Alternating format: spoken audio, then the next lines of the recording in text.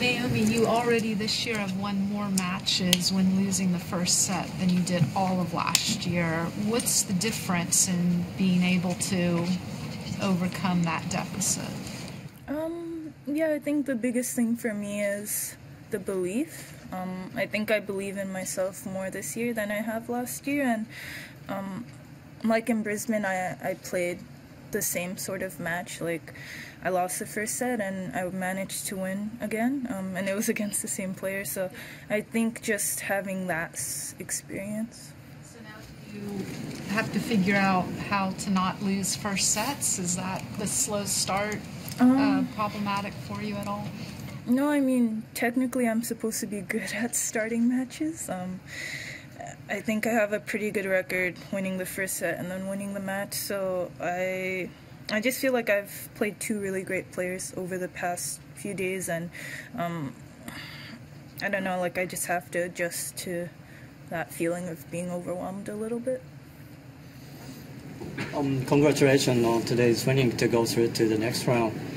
How do you feel about the atmosphere of the Australian Open in general?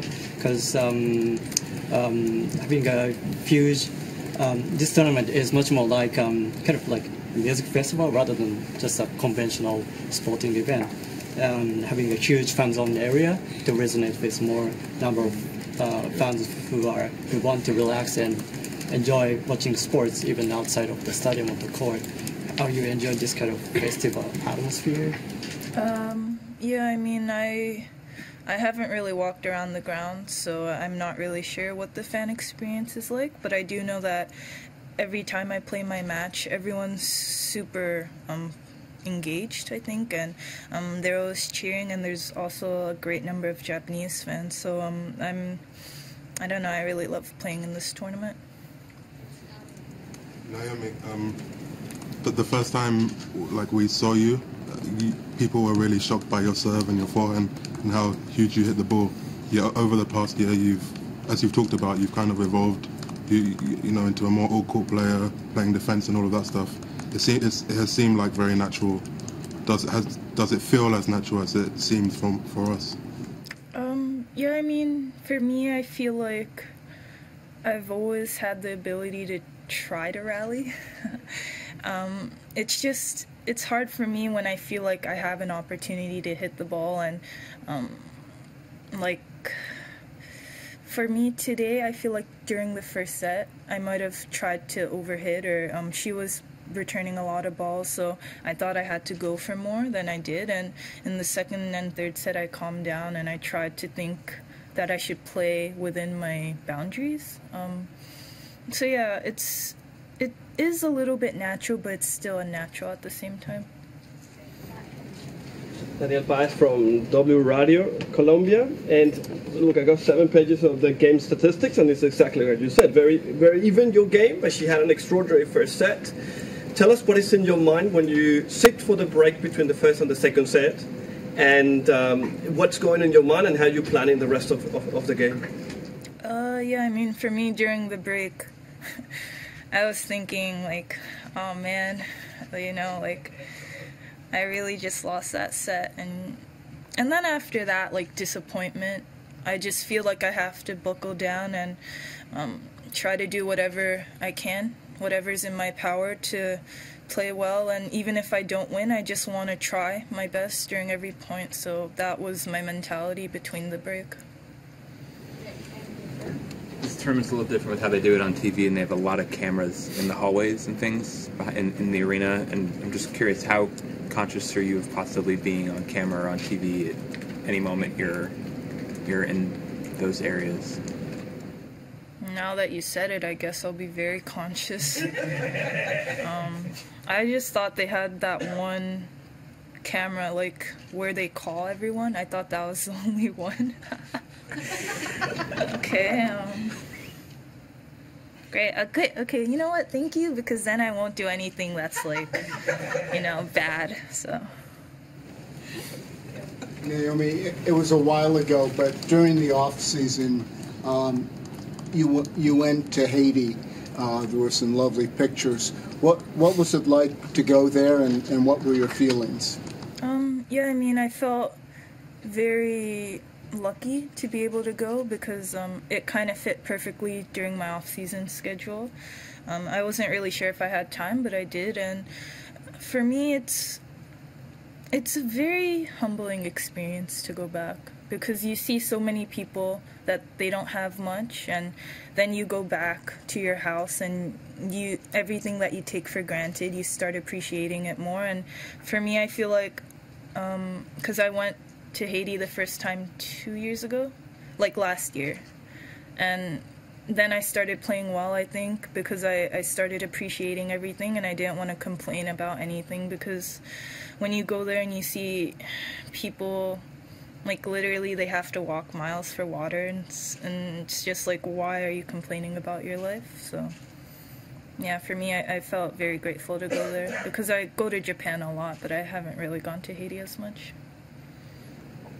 Naomi, just looking ahead to Svitolina in the quarterfinals, can you talk about how you think she's been playing the last probably about 4 months or so, and just what the particular challenges are? Is that much? How different of that is it to playing Sevastova and Shea?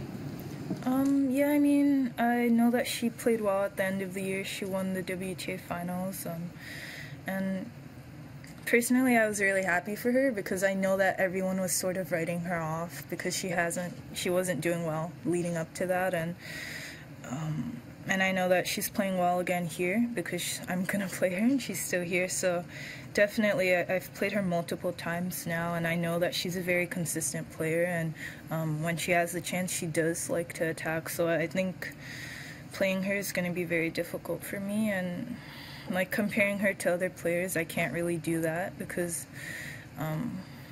Sevastova, she slices a lot. I don't think Svitolina slices as much as her, and Sue, is that the correct pronunciation? Okay, Sue is completely different from anyone I've ever played, so it's kind of impossible to compare them.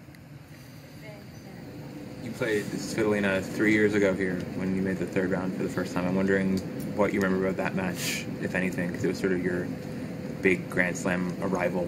Yeah, I forgot. I forgot about that. For me, the most recent time was in Dubai. So that's all I can remember, and also we practiced in New York, so those are the two things that are the freshest in my memory. And I mean, I guess we were both young 3 years ago compared to now, so it's quite different.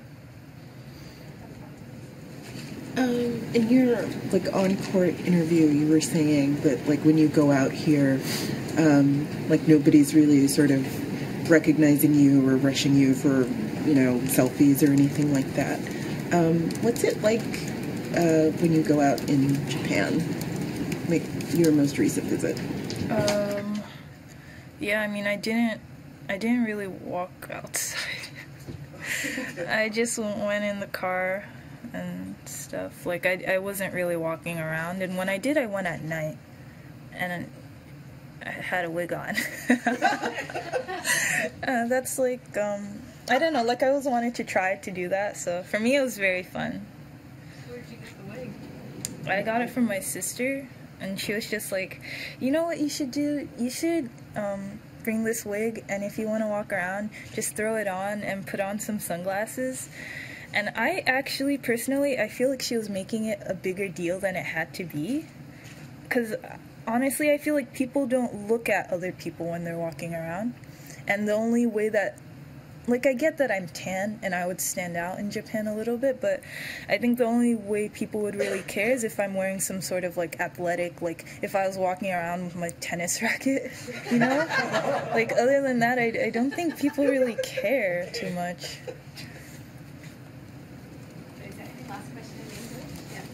I guess just kind of going back to my question before about the cameras and seeing people in public seeing you around, why do you think people don't care about you?